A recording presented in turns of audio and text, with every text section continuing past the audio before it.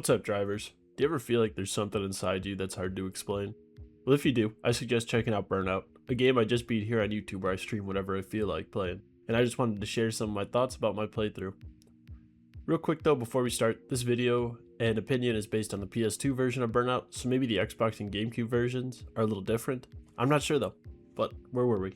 Yes, let's first cover some of Burnout the series background. For those who don't know, the Burnout series was a series of arcade racers whose main output was from 2001 to 2008. It featured 5 main entries and 4 spin-offs and mobile adaptations. And to my memory, the mobile adaptations were surprisingly similar to the base games. But Burnout the series itself is focused on breakneck speed racing with a strong emphasis on visual vehicle damage and crashing in spectacular fashion. Sadly now, the Burnout series lays dormant since Burnout Paradise. However, former devs from the series are still applying the Burnout formula to other games, and some of them are listed on screen now with a little blurb about each one. So while the body of Burnout lays dead, its soul still lives on in other games. But enough about the Burnout series, let's talk more about Burnout 1. Burnout was developed by Criterion Games, who at the time was owned by Canon Inc., yes, the camera company, and it was made to be a demo for the renderware game engine that would go on to power so many of the 6th generation console classics. Burnout would then go on to be published by Acclaim for the PS2 in 2001, with a port coming to the GameCube and Xbox in April of 2002. Sadly, Criterion would go on to be sold to EA in 2004, and while they're still around today, they're no longer free to focus on making racing games, and many of the faces have turned over since then. Burnout itself is a straightforward arcade racing game that laid the groundwork for all the following Burnout games. It features 9 cars, all of them are unlicensed, but it really doesn't matter in my opinion because I think that they look good. There's 6 championships, time attack, survival, a crash replay viewer, 2-player mode, and a few other smaller modes. And as you may notice, the offerings of Burnout 1 seem pretty lackluster when compared to Burnout Revenge. However, Burnout 1 offerings remind me of Timesplitters 1, wherein both games are missing huge chunks of what the series is known for, but they are undeniably still the core of what makes each of those series so special, and they nailed the gameplay first and trusted that the rest would fall into place around it. Now, before going more in depth with Burnout, I wanted to talk about why I chose to play this game and some of my biases around it. Burnout was one of 3 games I got with my PlayStation 2 for Christmas. It was my favorite game of the bunch. However, I was much younger and never able to beat it, so going back to play this game was a little bit of a revenge playthrough for me. Dare I say it was a Burnout revenge? But yeah, I much prefer the non-open world Burnout games and have played a ton of Burnout Revenge. Quick shout out to the NFL Street demo on that disc too, played a ton of that. Now, real quick tangent about why I prefer the non-open world Burnouts and just non-open world racers in general. I think that the problem with open world racing games is that going from objective to objective ends up feeling the same as racing, and inherently the more you have of something, the less value it carries. I think that if you're going to do an open world racer, the game needs to differentiate playstyles between the races and the open world segments. For example, some ideas I thought of would be, in between races, you have to drive a beater from mission to mission, because it doesn't make sense to drive a race car everywhere because it's expensive. Or you could have the player tow the race car from point to point to provide more of a different feeling from the arcade races. You could just have the laws of traffic that the player has to obey outside of races. Or you could even have 2 different handling systems, where outside of races, cars perform in a more simulation-like manner, like how they do in GTA 4, and when in a race, it's more controlled and arcadey like how it is in GTA 5. All these ideas come from the idea that in an open world racing games, the gameplay of driving from objective to objective feels too similar to the races itself, and, like I said before, the more you have of something, the less value it carries. And it also provides better contrast between racing and being out of a race, and going from objective to objective. Anyways, now Burnout 1. First thing I wanted to quickly talk about was the boost in Burnout 1, since it performs a little differently than it does in the rest of the series. In Burnout 1, the boost bar is to be completely full before being able to use it. The player can fill this boost bar by performing normal Burnout things, such as driving in oncoming traffic, drifting, near misses, a Burnout itself, or a perfect lap are some of the things you can do. Whereas Burnout 3 and beyond would instead allow the player to use boost whenever. Burnout 1 instead chooses to reserve it for those who are skilled enough to earn it, and I think this is an overall good choice since it encourages the player to drive dangerously, while also under control, since one slip up can set you back quite far on your boost meter. Now though, let's move on to some of the cars in Burnout. As mentioned earlier, the game only features 9 cars, which some may say is a bad thing, but I really don't think that it matters so much in Burnout 1. as all the car stats are extremely similar and there's no restrictions for any races saying something like this has to be a Class C car or something along those lines. So instead you're free to pick whatever car you want and use it through every race, which I thought was actually really fun because at some point in playing I felt like the car kind of became my in-game avatar.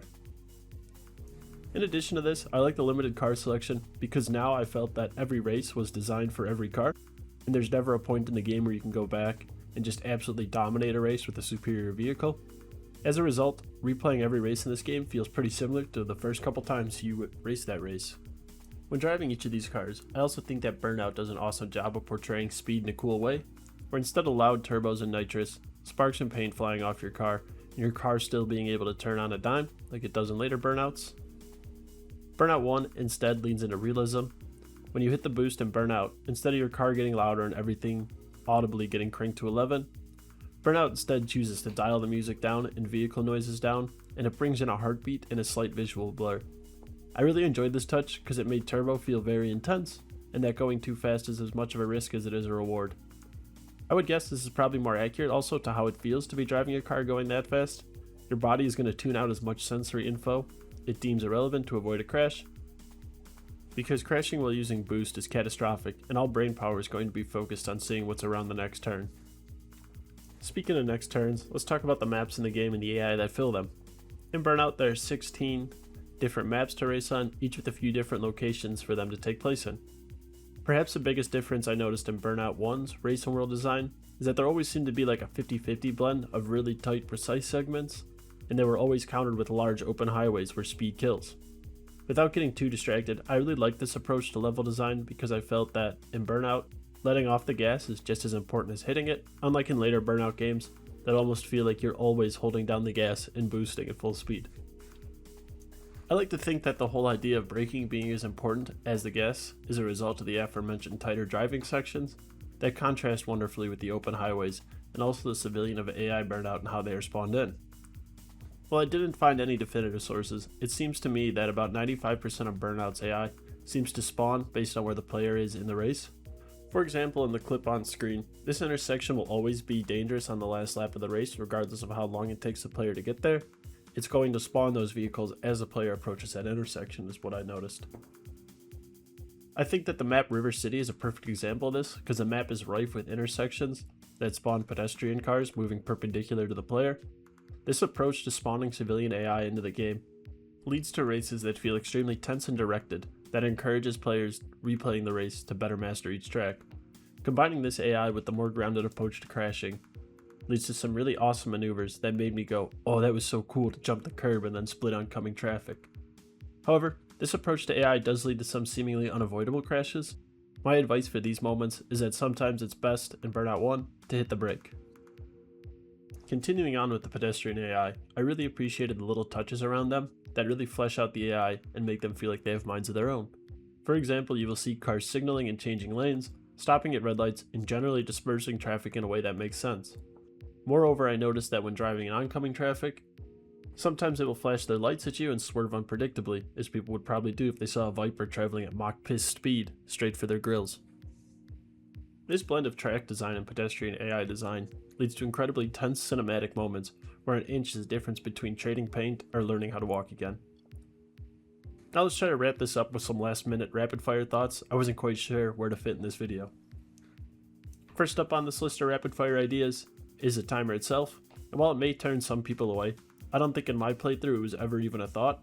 I think that the timer is just a result of the arcade racing influence of the game, and if you're a sick gamer, it won't make any difference. Next up on the rapid fire list is the progression of Burnout 1, and while there isn't much on offer, I don't think that's a bad thing because everything you complete in this game will unlock the next track.